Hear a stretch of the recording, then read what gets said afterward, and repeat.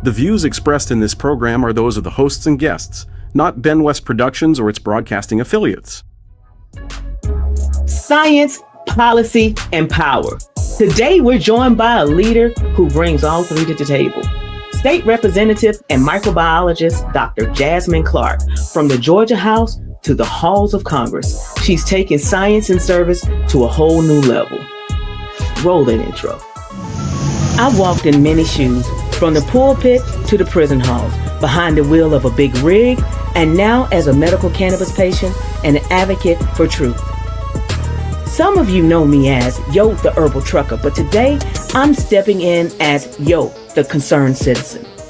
This is Yo Rants, Oversized Load, Civics Edition. We're calling out power plays, exposing broken systems, and lifting voices that refuse to be silenced. Passion fuels purpose, purpose activates power, and power, that's how we shift the system. As Kendrick Lamar said, this revolution will be televised, and I'm adding to the channel lineup. This is a revolution in motion.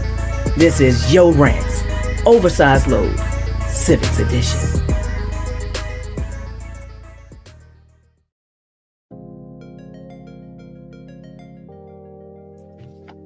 Welcome back, y'all.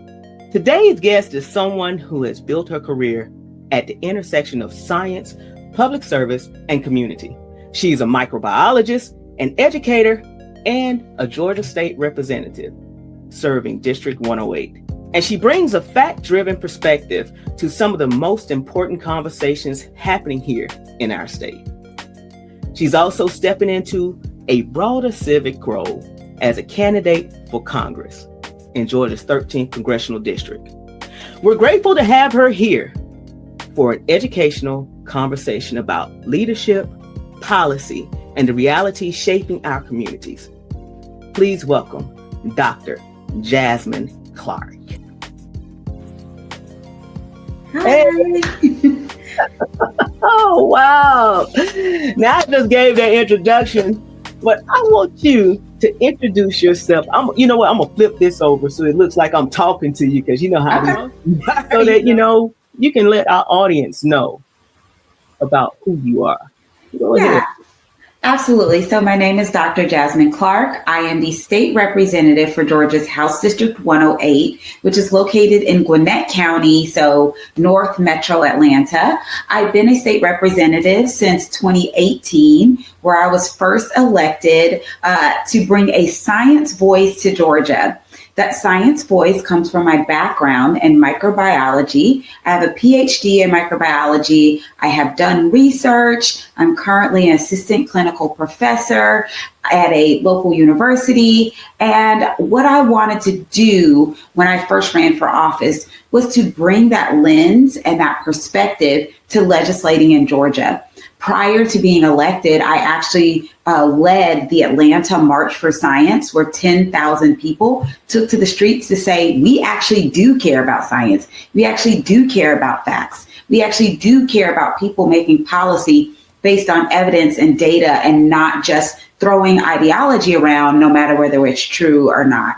And so after that, I said, I'm going to run for office to do exactly that. Looking at the current environment, I will also say I see that we have similar needs at the federal level. And so I've also endeavored to run for Congress in Georgia's 13th Congressional District to bring that science voice that I brought down here to Georgia to Washington, D.C. I see every single day, even if it's not a specific bill about science, how you can apply what you've done in science to policy making. Like, there are lots of overlaps. And I love the word that you used earlier, intersections. There are lots of intersections, even if, again, the policy doesn't say science in the title or in the body of the bill. There is still science embedded in that, in the way we approach things.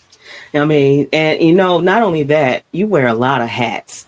And I see that when I was there last week at the forum, I met your daughter, and I didn't realize. I said, "Oh wow, she's here. She's active." Your mom, you're a professor, a microbiologist, a legislator. Which one of them prepared you most for politics? All of them. So I believe that being in science really prepared me to ask the tough questions and to look at policy the same way I would look at any type of experimental question and say, what is the impact of this? What are the unintended consequences of this? What are we not seeing or saying about this? Because that's the way we do science. Like, when you go out there and you're all like, I know my stuff, I've done these experiments, and you sit in a room full of other scientists who are like, yeah, but what about this? And have you considered this? Well, have you tried this? I take that same energy to the Georgia State Legislature. Being a mom has definitely shown me, one, how to really approach things with the understanding of like having compassion and understanding that there are different people with different perspectives. And I don't know, I just feel like sometimes as a mom, it like activates a certain level of empathy that sometimes I wish some of my other colleagues had.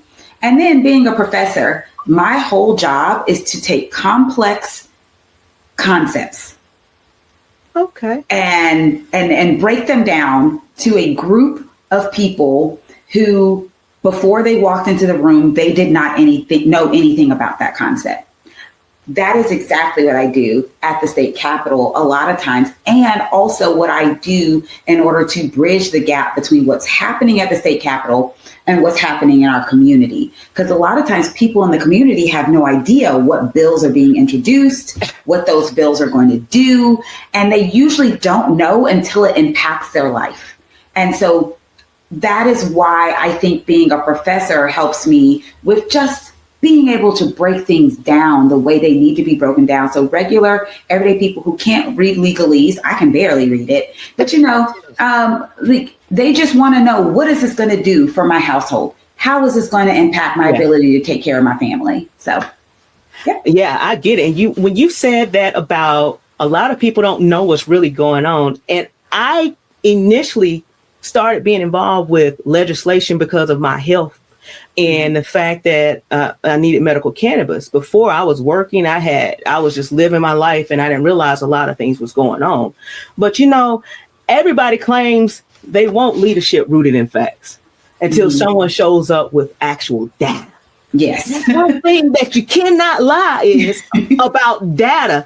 Math is the same everywhere, even though it's some new math here and there. But it's not new math. It's just new ways of doing the math. Okay, I got you. I have a child that does math, and I'm like, girl, we did not do it like that. Just carry the one. I don't know what y'all doing. Just carry the one. It's like you're going to have to pull out the calculator. But, we have so many different apps and everything like that. But that's one thing why we're concerned, too, about what's happening with the Department of Education. Right. And what I've noticed that 2 years ago, they passed a bill here in Georgia dealing with vouchers, and they're going to put it back in the state's hands too. And so that Georgia starts out the legislative session to where it looks like Georgia is directing the rest of the country in which way we're going to go. And from what I hear, actually, I'm going to let her say it herself. Check this out. News this week, President Trump took a significant step toward delivering on a core campaign promise to finally close the Department of Education. To shrink the bloated federal bureaucracy, the Department of Education just entered into new interagency agreements with 4 agencies: the Departments of Labor, Interior, Health and Human Services, and State. These agencies will now ensure the delivery of legally required programs while also refocusing them to better serve students. This common sense action brings the Trump administration much closer to finally returning education where it belongs, at the state and local.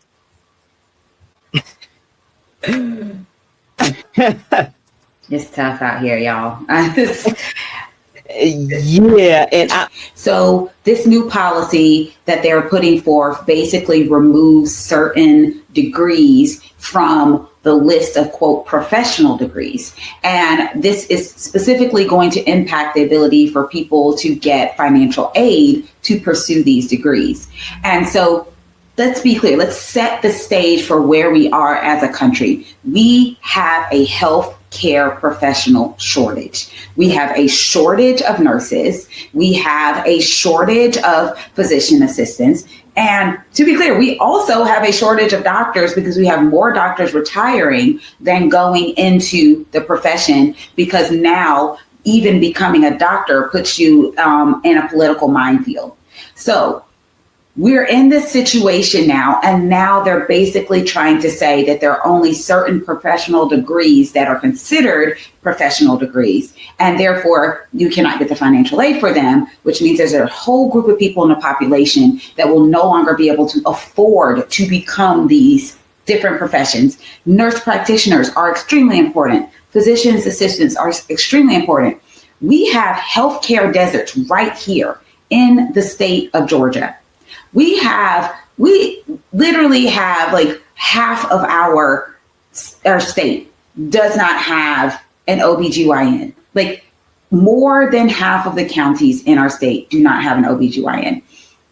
We are in a position where we cannot afford to lose people going into healthcare professions. We definitely need to go in the opposite direction. But I feel like this current administration, they are doing this on purpose. They seem to want to dismantle and break down and destroy any type of progress that we've made as a country. And it doesn't make any sense except for the fact that they are never going to actually be impacted by this, because they already have access to the best doctors. They already have access to the best healthcare, medical care. And so they're not thinking about the people who will be impacted by these ridiculous decisions that they are making. And I work with nurses every day. I work in a nursing school. I work with people who are seeking their master's and seeking their doctorate. And it's an expensive endeavor, but it's one that you get a good return on investment because you are actually really out there going out into the community and helping people.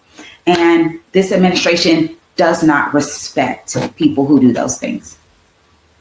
Yeah, and I see, like I said, back to the fact of seeing how some of these bills passed here in Georgia first, and then watching things federally. It's like, wait a minute, I saw this. We've seen this before. Yeah, yes. And it's like they're setting the stage, because I'm looking at all this transparency stuff, and also how they setting up to where they're not protecting the citizens. And right. A lot of that came from, like last year, we had some controversial bills, which just a lot started prior to that, where they wanted to take away cash bail. They wanted to go ahead and move forward and to silence the people's voices and to not allow them to actually get the hard fact data, which leads us to tort reform. Yes. And tort reform, along with the pesticides bill that passed there. Right. Absolutely. That pesticide bill, one of the things about that pesticide bill that really concerned me was basically it tied, your ability to seek relief to, whatever the FDA said, at the same time that the administration was basically like, we're about to get rid of the FDA. And I'm like, y'all, we have to pay attention. Like, these bills don't happen in a vacuum. When a bill is happening, we got to look at the bigger picture. Again, this is why I say having this science background brings a different perspective to the Capitol, because I look at the question, but then I have to zoom out. That is what we do in science. And I think that approach would be, well served for a lot more people, because again, like, no one, I really hate to say this, and I'm not going to say no one because I'm not about absolutes. There are far too many people in positions of power, in elected positions, to make policy, to make laws, to impact people's lives, that only care about targeting a certain group or helping their buddies. And they do not care the collateral damage that happens. And when there is collateral damage, when you bring it up, they're like, hey, that's not my problem. I'm here to make sure that these people are good, or I'm here to make sure that these people are targeted because we don't like them. And I'm like, there's no singular policy that impacts just one group, and you are going to impact other groups no matter what, because we're all interconnected in some way. And policy is the same exact way. We can't make policy at the state level that invokes the federal level without acknowledging what's happening at the federal level. And that's one of the things that burned me up about that bill, was it was like completely blind to the fact that they're dismantling things at the federal level. We probably should not be tying anything to what's going on up there right now. So yeah, I'm with you. I remember that bill very distinctly, because I was like, almost in the same week, they were like, we're about to get rid of the FDA. And I'm like, but we got bills talking about the FDA. So yes. And it was strange how fast that bill passed, because as soon as we saw it, I had spoke to Aviva. I know you're familiar with Aviva. And I remember she had an opportunity to testify. And I know that that bill cleared that committee, went the rules, and had a vote. I don't know if it was the same day or the next day. The next day, yes. And meanwhile, these bills that actually help people will sit there for literally 2 years and never so much as get a hearing. So that's a whole other topic. No, that's right on schedule, because that's coming to your bill, HB 496. Oh my God. When I saw that, I said, this is wonderful. You're thinking about the people. You're thinking about protecting people's Fourth Amendment right. Tell us about that 496. Yeah. So House Bill 496 is, and this is if you've never watched the proceedings in the Capitol, this is a phrase that is said often. House Bill 496 is a simple bill. It basically just says, here in the state of Georgia, you cannot be stopped or searched just because of the smell or the scent of marijuana or other cannabis products. So right now, in order to be stopped or searched, they need to have some type of probable cause. And this bill says that the smell alone cannot be the sole probable cause for stop or search. And I think this is so important, because here in the state of Georgia, we actually have legalized hemp products. And so there are lots of, and here's it, hemp products have the same basic scientific structure as marijuana and any other cannabinoid product. So they smell the same. And so there is no reason why a person can legally be using a hemp product and be subjected to being searched or stopped by law enforcement when it could be completely legal. So it's like we have to be honest about what that means when a person says, oh, I smell something and therefore I should be able to, do whatever I want at this point. Now I have probable cause. Because let's also just talk about smell is subjective. I might walk into a room and be like, it's funky in here. And somebody else be like, I don't smell anything. Smell is subjective. Yes. And so I really think that this is a bill that is long overdue, even if hemp products weren't legal in Georgia. The fact that just smell alone can be used means that I could literally be a law enforcement person, walk up to you and say, you smell like marijuana. And now I have all the probable cause I need to search your car, to search your person, to search your passengers in your vehicle, all of those things. This bill would say that is not the case. You have to, if you're going to have probable cause, it needs to be something more than smell. I'm going to continue to share this about Georgia's prison infrastructure, the United States prison infrastructure, to where people are incarcerated. But you know what? I'm going to let the Lafayette sheriff share. He said it out loud. I'm going to let you, I want to see this. Yes. You're ready. Here we go. Place out there. I don't want state prisoners, okay? They are a necessary evil to keep the doors open, that we keep a few or keep some out there. And that's the ones that you can work. That's the ones that can pick up trash, the work release programs. But guess what? Those are the ones that they're releasing. In addition to the bad ones, and I call these bad, in addition to them, they're releasing some good ones that we use every day to wash cars, to change oil in our cars, to cook in the kitchen, to do all that where we save money. What? He said it out loud. You know what's very interesting? I literally had this conversation the other day because we were talking about violence prevention and intervention.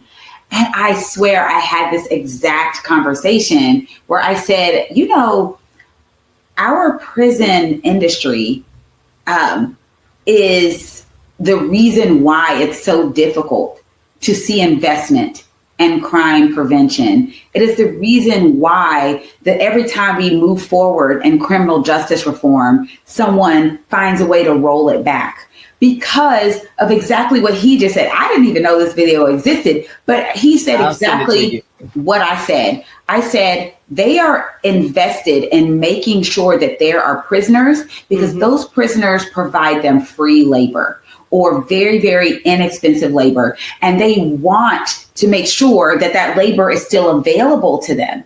And so when people are saying, I don't understand why it's so hard to get more after school programs, to get these violence intervention programs, I don't understand why it's so hard to, you know, do criminal justice reform that is more on the side of intervention and prevention than on incarceration. I said, because of money. It is a whole economy out there. And, you know, I was saying this because I've heard it in the back rooms and in the conversations, but this man just said it on video. And I think this is a larger point. At this point, they're not even ashamed of it. Like there is no shame in them saying, hey, we need people who aren't really dangerous, who aren't really, you know, a threat to society in any way. They've done something minor. They're the good guys. We need them out here picking up trash on the side of the road because we can't send the criminals out because they might do something. So we gotta get some good guys. And this is one of the ways they do this, by finding ways to have more interaction between law enforcement and people. And then in communities that are over policed, oftentimes they will find something as simple as, I don't like the way you smell, to start a process to find a way to get them locked up and into the system. But I don't even smell, I don't even really smell it. You know, as far as the flower, I have to really just put my nose in it. And the thing about me, I can smell dust off a gnat. And that's what my wife laughs about. But the thing about the subjectiveness of the smell, that's just a lead. That's kind of like having an air freshener in your window. If a cop wants to stop you, that's some of the bad laws that's still on the books now. Correct. And I'm just like, I'm a former correctional officer and I've seen it. I work details. I never had an opportunity to work the governor's detail where they go and clean the governor's mansion. Oh, so I didn't even know that. Oh. Yes. I worked at Metro State Prison, and I came in as a young officer, and it's like they get these kids young, fresh out of high school, not knowing anything, put you in GSP down there at the Georgia State Patrol Post or whatever. Went down there. They trained me to a point to where it was us against them, and it shouldn't have been that way. Right. They put so much fear in us about being incarcerated to us to follow the rules, which makes you wonder, is this the same thing that they're doing with ICE? And it works for them. And I think that is one of the reasons why I think it's very important for people in our communities to know what's happening down at the state capitol, because I think that what we are saying right now makes a lot of sense to people. But I don't think a lot of people put two and two together as to why it's so difficult to get good policy and why these policies that allow them to find ways to incarcerate people or to increase the likelihood of an interaction with law enforcement allows them to profile people. Because let's be clear, a lot of times this I smell something starts with profiling. There used to be this thing people used to say all the time of like, driving while black. If you are a black person and you had a really, really nice car in an area where they felt like, oh, you shouldn't be able to afford that, they profiled you. And then they would say something like your tint is too dark, or you got a light out or something like that. a way to just start the interaction so they can find a way to try to go after you. These are the things that are still happening in our society. A lot of people want to believe that these things just went away. They didn't go away. And now, even when we try to make laws that say, hey, you can't do that. You can't just profile me because I have a nice car. Someone in the state capitol is finding a way to get around that so that they can actually do exactly that thing. And you know, when I was young, I was living in this box full of butterflies. That's what my sister, she usually says that. I love that. That's so cute. Yeah, I just saw everything as beautiful and just everybody's trying to do the right thing. I thought a lot of people was just trying to do what was right. Like you said, subjective, like smell is subjective, right is subjective, wrong is subjective. What's right for some might not be right for others. So my question is, how is it that legislators overlook a lot of their constituents that are actually voting for them? So I'm going to take your Uno card and put down an Uno reverse. Okay, Why got is it that constituents who are overlooked, who are not heard, who do not feel represented, and who are being harmed by the policies that are passed by their elected officials, why do they keep voting for those people? And I say this to say a lot of times it's information. I'm answering my own question. There's an information hole where a lot of times people don't know the reason why you're in the situation you're in, the reason why you haven't been impacted in this negative way is because the person that you went to the ballot box and voted for is sitting up in the state capitol passing bills that are harming your life. And so the problem is, to answer your original question, there is no consequence to passing bad policy because people pass this bad policy. They know it's bad. They've been told it's bad. They know it's going to harm someone, and they hedge their bets that enough people just aren't going to know what happened, that they're still going to be able to get back in that seat later. And so this is where I believe we need to amplify when bad things are happening. We have to amplify who is doing it. We got to start amplifying our villains. We just don't talk about enough the people in positions of power that know they're doing something harmful and they're just doing it anyway because there is never a consequence to doing the bad thing. Here's what I will say. In this last election for PSC, we saw what happens when you highlight, hey man, your electricity bill is high.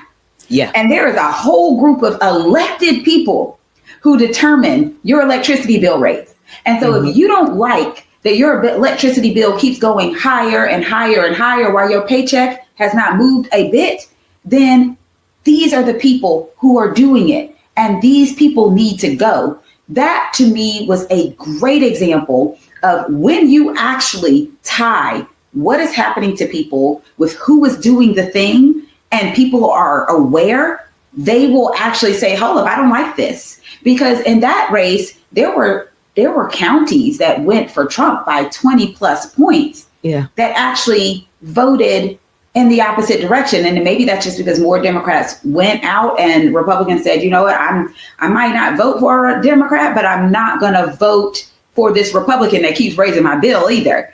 I don't know the math. I haven't gone down to that granular level yet. But what I do know is when we actually pointed out the impact of who you vote for, people said, I feel empowered enough to go out here and try to change my situation. And I think now Republicans are on notice that if we are successful in amplifying the things that they do, they are in trouble. There will be consequences. And that's one thing that I can say about them. I'm just wondering about the moral compass of the Republican Party. one thing I can say is that they do stick together. Yes. Unlike what we've seen, you see Democrats are voted in as a Democrat, but just like those 8 in the Senate, in the U.S. Senate, that voted to reopen up with nothing, with nothing. They got nothing in return for that. Yes. Ooh, I'm still burnt up about that. Yes. And it's like, people are going to remember this. And a lot of times people brand things with these different buzzwords, just like, what is that? The Obamacare really is Affordable Care Act, correct? Right. Correct. And by it being the Affordable Care Act, a lot of people don't realize, since they branded it, that's why branding matters. So it's okay. We're going to continue to use this buzzwords. We're going to continue to pass laws that's already the law. So say, for instance, we're going to say, if you are an illegal person here in this state, you can't vote, but you already can't vote. Yes, so, exactly. and this is what they do it all the time. I feel like when I'm in the state legislature, a good unhealthy chunk of the bills that we pass are just something to go on someone's campaign flyer. They don't care about how it impacts people. They don't care about the people at all. They just want to have something cool to put on their campaign flyer. And that really does bother me. Oftentimes I'm like, you're here impacting 10 million plus people. I'm gonna need you to care a little bit more about how these policies actually impact real people and not care only about how cool this is going to look on your next flyer for your campaign. And so this is the problem I have a lot of times with policy making, is that I don't think a lot of policymakers, and I'm not saying all, because I for one am not one of these people, but I think there are too many policymakers out there who their bottom line is getting elected. It's not serving. It's not helping the people. It's not, having good governance. Their bottom line is how many donations I can get and can I get reelected? And speaking of that, I realized that a lot of legislators go in just the average citizen, and next thing you know, they end up with quite a bit of money. But the federal minimum wage is $7.25, but Georgia is $5.15. Correct. Which will have that continual cycle, I believe, for the prison industry, so that it can continue to arrest people. Absolutely. Do you believe a person can realistically, I know this is just like a rhetorical question, but realistically, you'll take it. You believe a person can realistically live on $7.25 an hour? Absolutely not. Here's an interesting thing. So I have children. I have 2. I have a son who's in college and I have a daughter who's in high school. And my son who is in college is in the working world. And he actually lives in a state where their minimum wage is, I want to say like $13 or $15 an hour. So much higher than Georgia, like 3 times higher than Georgia. Mm-hmm. And I remember him getting his first paycheck and saying, like, he was very excited, but then he was like, Mom, I have coworkers who have families. How are they surviving off of this money? Because I just want to go out here and buy me some shoes and some clothes and some groceries and maybe have a little bit of money to hang out with my friends. And there's not much left after that. How are people able to afford homes and cars and bills, making the same thing that I'm making, where I can barely afford a pair of shoes and a sweater and a night out with my friends? Yeah. And I really sat with that for a moment, because again, this mind you, he makes almost twice the minimum wage. And this is the way he feels. Down here in the state of Georgia, if you make $7.25 an hour, you are in poverty. Like just straight up, like federal poverty level, like by definition, you are in poverty. And there is not a single solitary place that you will be able to live making $7.25 an hour, working 40 hours a week. You won't be able to live anywhere, at least not solo. No. And I think that in a dignified society, in a society that acknowledges like basic decency and dignity, if you are out here working 8 hours a day, 40 hours a week, the least you should be able to do is to afford a roof over your head. And if that is not the case, then we either need to increase the wages, decrease the amount of how much housing costs, or something in the middle, which is both. And that's what I think actually needs to happen. And I said this before the other day, and I'll say it again. I do not think it is a radical idea at all that you should be able to afford to live if you go to work every single day. That's not radical to me. I think it is more radical to believe that a person should work themselves to the bone and still be homeless, work themselves to the bone and still not be able to afford to put food on their table. That to me is a radical proposition. The fact that I think you all like what, $22,000 a year, and then you get like a $7,000. Tell us about the local pay. Tell us about the local salary of a state representative. Yeah, so a lot of people don't realize that state representatives like myself do not make what federal Congress people make. So people in Congress are making six figures. But at the state level, we make basically $22,000. And actually, when I first got elected, it was $17,000. So we've gotten a little raise since then. That said, we that's all we make. And so what that does is it creates a barrier to entry for a lot of people that want to be able to serve their community through elected office. It's a barrier for them because they are not going to be able to afford to live off of that. Because if you make $22,000 a year, which a lot of people in our country and in our state do, if you make that, you are you're not able, again, to afford to live anywhere. And so a lot of the people who are serving in our state capitol, they are doing so not because of the money, but because of the service. Now, that there's two buckets. You got people like me. I have to work a full-time job. If I'm going to be in public service, I also have to have a full-time job. So I technically have two jobs. You could even argue maybe even three jobs because running for Congress is also a job. I have multiple jobs in order to sustain myself and be a public servant.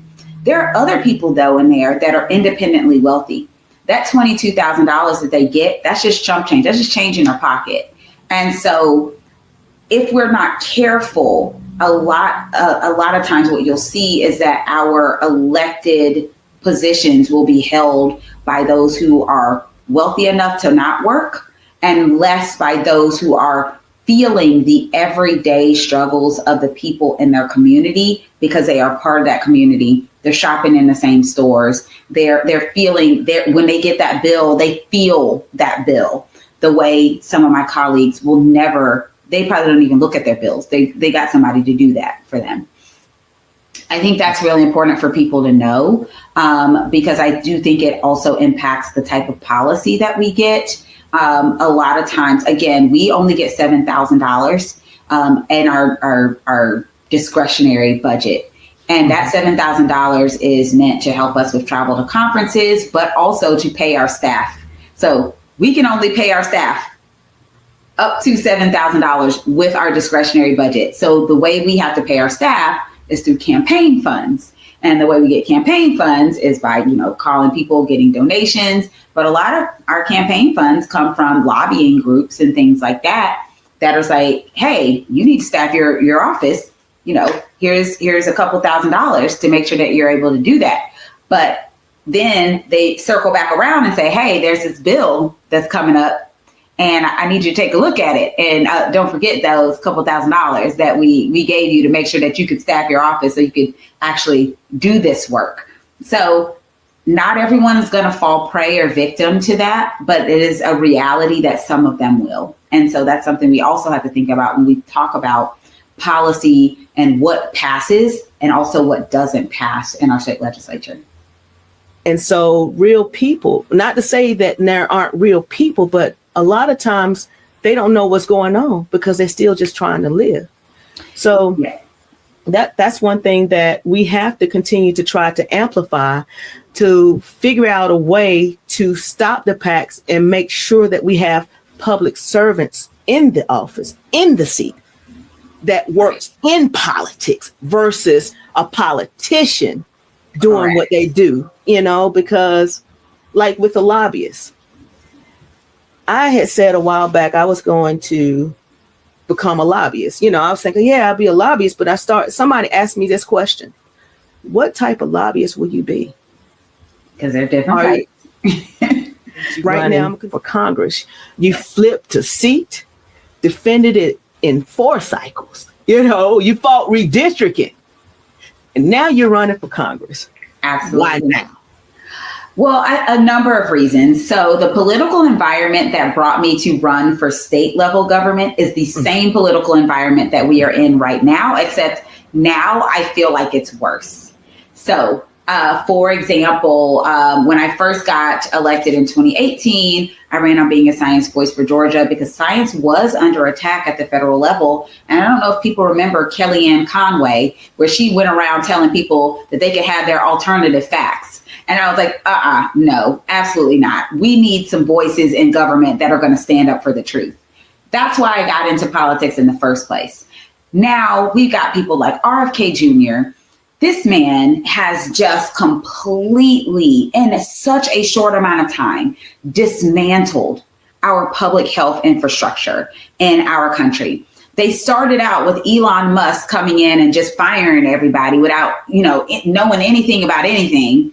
And then RFK came in, behind him to just completely finish the job that Elon Musk started and dismantling and destroying everything. We've got people running departments that were wrestling moguls. Like, what? Like, nothing about education, but you're up here running the Department of Education. You've got people that are in these positions that actually hate their job. They don't want that job. They want that job to not exist. And so I look at everything going on in our country and I said, look, I ran originally to bring a science voice for Georgia. I feel like the country could use a science voice in the United States Congress to stand up for the people when it comes to public health, when it comes to research, when it comes to universities and education in general. And when I'm a mom as well, when it comes to issues that impact our families. Again, I'm not independently wealthy by any stretch of the imagination. Sometimes I open a bill and I have to look at it real hard. So I am also wanting to come to Congress from a lens of I'm just a regular, everyday person who understands what regular, everyday people are dealing with.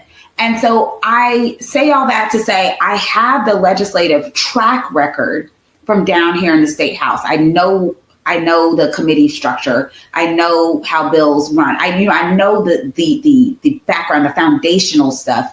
I want to take that to Washington, D.C. while also bringing in my lens and perspective as a scientist, a researcher, a mom, and I want to bring that to D.C. I think it's needed right now. We have got to have some counter voices to RFK Jr. and his crazy self. Like, we just do.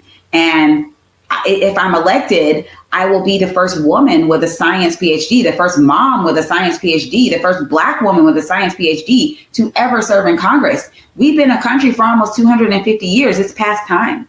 I think it's time. The time is now. And the person that I'm running against, he has served honorably over the years, but right now he is absent. And for whatever reason he is absent, I do believe the people of this district deserve a present congressperson. And that's what I want to be. Just like with trucking, I had to stop trucking. I love trucking. but my health wouldn't allow me to do it. So, and it wasn't safe for everyone else. And plus, it wasn't safe for me. Now, you mentioned about your district, and I know I mentioned about redistricting, because I remember the representative used to be my representative, and they redistrict. And so you district 13. Tell us the area of District 13. Absolutely. So Congressional District 13 is Gwinnett County, starting at Lawrenceville and going all the way south. So we've got Snellville, Loganville, Lilburn, the Stone Mountain portions of Gwinnett County. If you live in House District 108, where I represent now, you live in Congressional District 13 as well. We've also got the entirety of Rockdale County. So places like Conyers are in Congressional District 13. We've got parts of Newton County going basically from Rockdale all the way over to the Alcovy River. If you're a student at Emory-Oxford, you are in Congressional District 13. Then we kind of go and circle down and go south to Henry County, where we've got parts of Henry County basically going down to the McDonough area. And we've also got parts of Clayton County as well. So Jonesboro and places like that. And then there's this little teeny tiny sliver, like 1 or 2 precincts in DeKalb County and the Flakes Mill area. So right where DeKalb and Henry butt up against each other. Okay. And that is Congressional District 13.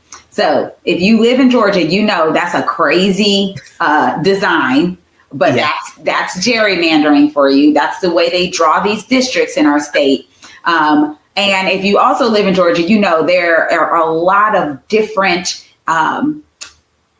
communities between Gwinnett County and Clayton County and everything in between. Yeah. So it's a very diverse district in a lot of different ways. And because of that, I think that it deserves a congressperson that can really dig in and be present and be receptive and accessible to all the different interests that are found in this one very large and diverse congressional district. That's what I want to do.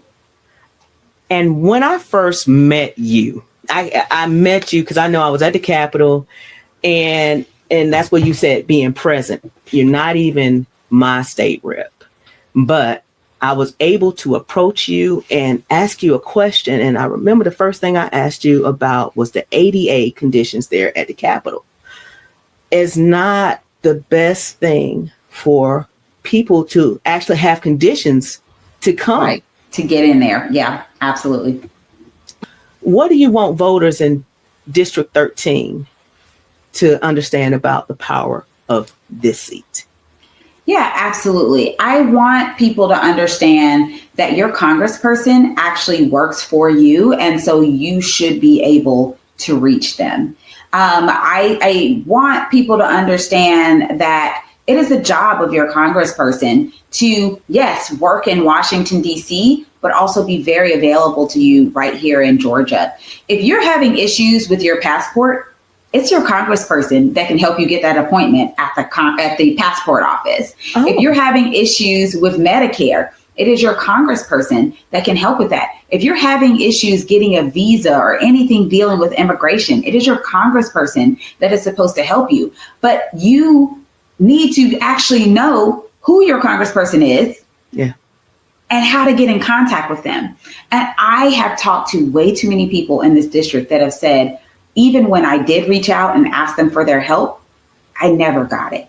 I recently, and I'll tell this story very briefly, I recently talked to the family of Rodney Taylor, who is currently incarcerated in the Stewart Detention Center by ICE because of something that happened like many, many years ago when he was a teenager, and then they came in and they just went after this young man.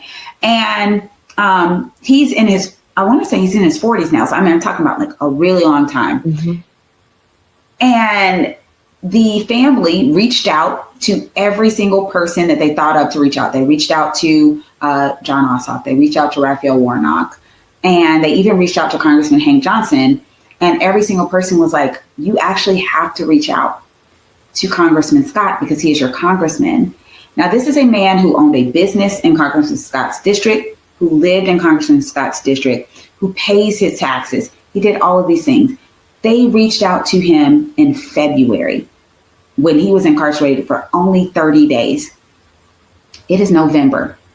They did not hear back from Congressman Scott's office until there was intervention by myself calling Congressman Scott's office until late October.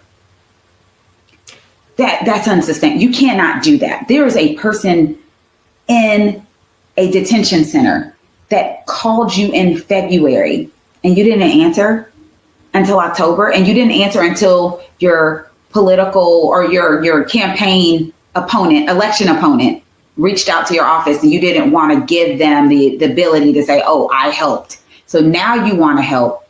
And then basically your answer to them was, there's nothing we can do.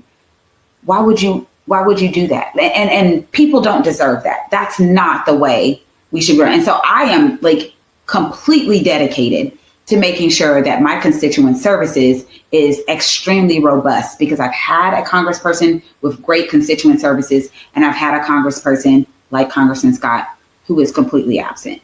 People deserve better than that. But you've been outspoken about misinformation. Now, my question is, how do we fix it, or is there a way to fix it? I think we just really have to be intentional. The same way the side that is spreading the misinformation is very intentional about spreading that misinformation. We have to be more intentional and more bold in spreading correct information. They put a lot of money behind spreading that information.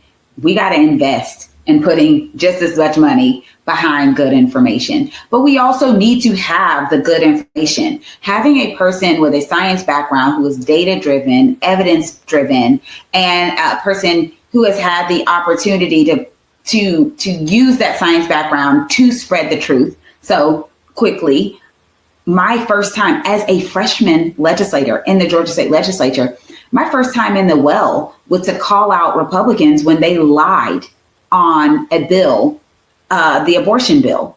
So they're trying to ban abortion. They made up an organization and then quoted that made up organization with a quote that justified the bill. And this would have gone into our laws. Like that lie just would have been sitting there for forever. But I called them out on it because I read the bill. I cited the source, or I looked at the source that was cited and realized that source never, ever existed. This is why having people with science backgrounds who just approach things a little differently than maybe other people do is so important, because I called them out on it and they took that information out. So if you look at the bill that finally passed, all that stuff is gone. But it took calling them out to do it. We got to do that on a federal level as well. We got to call out the BS, and we got to do it loudly and confidently. And so that's why it's good to have people who are researchers there, because I was confident when I called out my opponent for not voting. I didn't just look at one thing and say, oh, he hasn't voted, I'm going to go. We did our research first. And then we said, he did not vote in the presidential election that got us Donald Trump. He did not vote in the recent PSC election that was all about making sure that our electricity bills went down. That is, to me, egregious to be a sitting congressperson and not voting. But again, I am the type of person that before I'm going to call you out, I'm going to make sure I know my stuff. That's what we have to do on the Democratic side as well. Because here again, they'll just say stuff. We got a health and human services person that's like, hey, Tylenol causes autism. And then the next day he's like, oops, my bad. I actually can't say that because there's no evidence of that. And then the next day he's changed the CDC website to basically say that all the evidence that we do have about vaccines and autism, that those things don't exist anymore. And we need to be able to be just as bold as they are when they lie. A lie don't care who tell it. The truth has to prevail. Yeah, because I wasn't hearing a whole bunch about measles, hoof and mouth disease, all this stuff that's popping up out the blue. Like Jumanji board has gone to stage 3. You know? I always say, like, somebody in here playing Jumanji and they need to just shut it down. Because, like, come on now. we falling apart. Measles, whooping cough, Like, we are seeing whooping cough diseases. That is a vaccine that you get. It is the same vaccine that vaccinates you against tetanus. It's all in the same vaccine. We should not be seeing a reemergence of whooping cough. In the state of Georgia, we need 95% of people to be immunized against measles, mumps, and rubella in order to have herd immunity, where people who are vulnerable are not going to be susceptible to getting the disease, because it's like we create a hedge of protection around them. We have now dropped down into the 80-something%. So we no longer are a protective state for those who are vulnerable, those who can't get vaccinated because they're too young or because they're immunocompromised. Like, we're just leaving these people vulnerable. And this is all due, like 100% due to misinformation that has now skewed our society in a way that there's so many people who are not seeking protective measures. And I'm a microbiologist and I study microbial history. And when these vaccines first came out, people were clamoring to get them because they did not want to get sick. When polio first happened, people wanted that polio vaccine because they were seeing their friends wake up one day paralyzed. Like, we have switched somehow we have switched to a society where we are so privileged to have lived in a society where people were immunized against these horrible things that now we don't think we need to be immunized. And so that's where we are now. And that's why we need leaders that are going to tell the truth. And unfortunately, that's not happening. Are you listening? Damn. All right, it's time for the Herbal Trucker Awakening Moment. Or, you got 60 or 90 seconds if you want to do an awakening moment or if you want to do a rant. So it's up to you. And you go ahead and take the stage. So I am Dr. Jasmine Clark, and I am a current sitting state representative that sees what happens when government works, but also what can happen when government is not working for the people. I'm running for Congress as well, because I've seen that right now government is not working for the people. We have people in Congress that are hell-bent on making healthcare completely unaffordable and unavailable for people. And they are willing to take food off of people's tables in order to do that. We have people in Congress right now that do not understand just how difficult things are for the regular, everyday working family to put food on the table. They are not caring about the people. And I'm a person who has compassion and I care. And so I'm running for Congress because we need leaders that are going to be present. We need leaders that are going to do the bare minimum of democracy, and that includes voting. And we need leaders who actually have the vibrancy and the longevity to make sure that they're going to be present in our communities. I am that person. I'm Dr. Jasmine Clark. I also want to circle back and say, while I am running for Congress, I'm a sitting state representative, and in the next legislative session, I am pushing for civil rights. That is why I'm pushing a civil rights bill, because a lot of people don't know in the state of Georgia, we do not have comprehensive civil rights and at the state level. And so if your civil rights are violated, you have to go to the federal level to get some relief. That's not a thing that we should have. I want to bring parity to the state level so people can go to state level, which should be more accessible.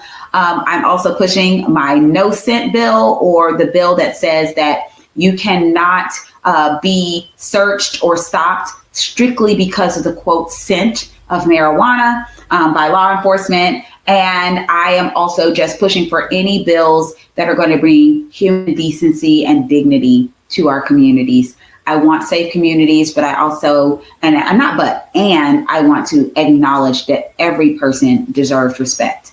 And so with that, I'm Dr. Jasmine Clark. I am so thankful to you, Yolanda, the Herbal Trucker, for having me on today. This was an amazing conversation. I wish we could go even longer. And yeah, I love it. Have a great one. Oh, right. And if you want to learn more about me, you can go to my website, Jasmine4ga.com. And all of my social media is at Jasmine4ga. All right. Well, you know what? Thank you so much. You go ahead, and I know you got busy things to do, and we'll catch you. I appreciate you, and we'll talk soon. I hope to talk to you next year. I'm sure I'll see you soon. For sure. It's the Herald Trucker coming through the airways. Real talk, no breaks. This is where truth stays. Rolling heavy with stories untold. Not just cannabis, we break the mold. From the streets to the halls, we hit every lane. Rants with purpose, changing the game. It's life, it's laws, it's facts we unfold. This is oversized love, and we're setting the tone. Yo, rants on the mic, no fear, no code. The truth's too big, so stood by the Herald Trucker track. Keep it real, keep it raw, ain't no turning back.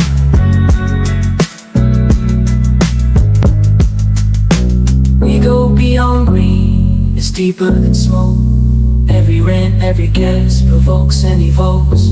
Talking life, laws, and everything between.